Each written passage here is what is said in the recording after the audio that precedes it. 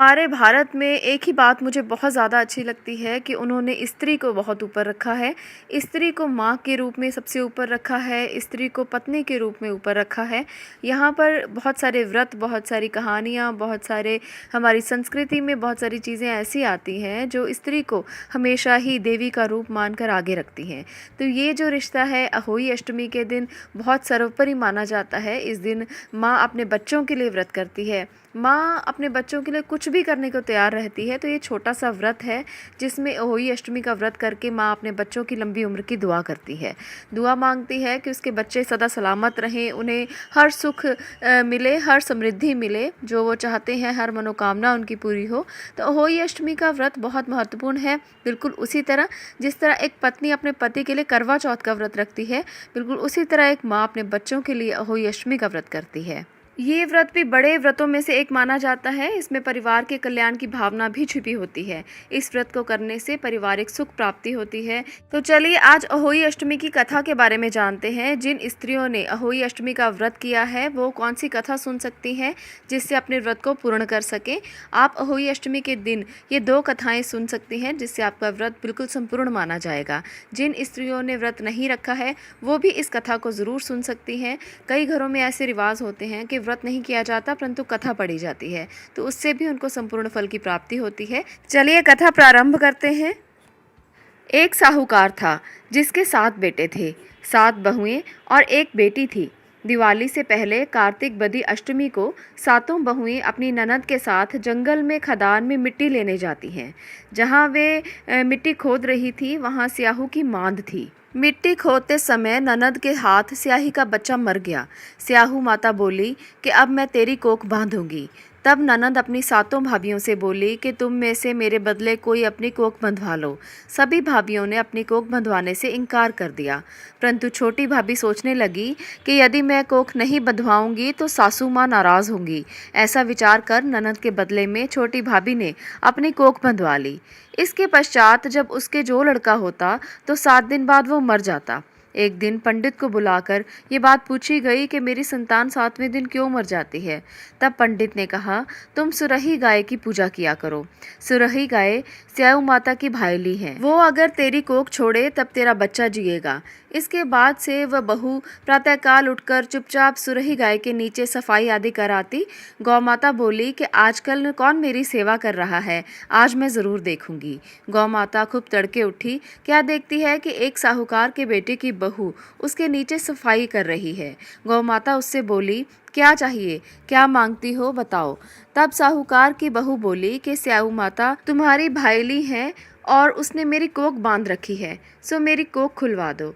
गौ माता ने कहा, अच्छा। अब तो गौ माता समुद्र पार अपनी भाईली के पास उसको लेकर चली। रास्ते में कड़ी धूप थी, दोनों एक पेड़ के नीचे बैठ गई। थोड़ी देर में एक सांप आया और उसी पेड़ पर गरुड़ पंखनी का एक बच्चा था। सांप उसको डसने लगा। तब साहूकार की बहू ने सांप मारकर ढाल के नीचे दबा दिया और बच्चों को बचा लिया। थोड़ी देर में गरुड़ पंखनी आई। वो वहाँ खून पड़ा देखकर साहूकार की बहू के चोंच मारने लगी। तब साहूकारनी बोली कि मैंने तो तेरे बच्चों को नहीं मारा, बल्कि मैंने तेरे बच्चों को सांप से बचाया है। मैंने तो उससे तेरे बच्चों की रक्षा की है। ये सुनकर गरुड़ पंखनी बोली कि मांग तू क्या मांगती है। वो बोली, समुद्र पार एक स्याहू माता रहती है, हमें तो उसके पास पहुंचा दे। जब गरुड़ पंखनी ने दोनों को अपनी पीठ पर बिठाकर स्याहू माता के पास पहुंचा दिया। स्याहू माता बोली कि आओ बहन, तुम बहुत दिनों बाद आई हो। बहन, मेरे सिर में जुएं पड़ गई हैं। तब सुरही के कहने पर साहूकार की बहू ने सिलाई से उनकी जुएं निकाल दी। इस प्रकार स्याहू माता प्रसन्न होकर बोली कि तूने मेरे सिर में सिलाई डाली है, इसलिए तेरे 7 बेटे और 7 बहुएं होंगी। वह बोली, मेरे तो एक भी बेटा नहीं है, 7 कहाँ से होंगे। स्याहू माता बोली, ये वचन दिया, वचन से फिरूं तो धोबी के कुंड पर कंकरी हो जाऊं। तब साहूकार की बहू बोली, मेरी कोख तो तुम्हारे पास बंद पड़ी है। यह सुन स्याहू माता बोली कि तूने मुझे ठग लिया। मैं तेरी कोख खोलती तो नहीं, परंतु अब मुझे खोलनी पड़ेगी। जा, तेरे घर तुझे 7 बेटे और 7 बहुएं मिलेंगी। तू जाकर उजमन करना, 7 अहोई बनाकर 7 कढ़ाई करना। वह लौटकर घर आ गई तो देखा कि 7 बेटे 7 बहुएं बैठी हैं। वो खुश हो गई। उसने 7 अहोई बनाई, 7 उजमन किए तथा 7 कढ़ाई की। रात्रि के समय जेठानियाँ आपस में कहने लगी कि जल्दी जल्दी नहाकर पूजा कर लो, कहीं छोटी बच्चों की याद में रोने ना लग जाए। थोड़ी देर में उन्होंने अपने बच्चों से कहा, अपनी चाची के घर जाकर देखाओ कि आज वो अभी तक रोई क्यों नहीं। बच्चों ने आकर कहा कि चाची तो कुछ मान रही है, खूब उजमन हो रहा है। यह सुनते ही जेठानियाँ दौड़ी दौड़ी उसके घर आई और जाकर कहने लगी, तूने कोक कैसे छुड़ाई? वह बोली, तुमने तो कोक बंधाई नहीं, सो मैंने बंधा ली थी। अब स्याऊ माता की कृपा से मेरी कोख खुल गई है। स्याऊ माता ने जिस प्रकार उस साहूकार की बहू की कोख खोली, उसी प्रकार से सबकी खोले। कहने वाले तथा सुनने वाले की सब प्रकार की परिवारों की रक्षा हो। माँ सबकी संतानों की उम्र लंबी करे। आप लोगों को अहोई माता के व्रत की शुभकामनाएं।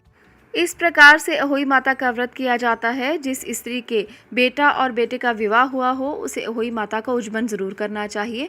एक थाल में 4-4 पूड़ियाँ 7 जगह रख लें, फिर उन पर थोड़ा थोड़ा हलवा रख दें। थाल में एक साड़ी रख सकते हैं। सामान्यतः अनुसार आप अपनी समर्थ अनुसार आप अपने पैसे रख सकते हैं।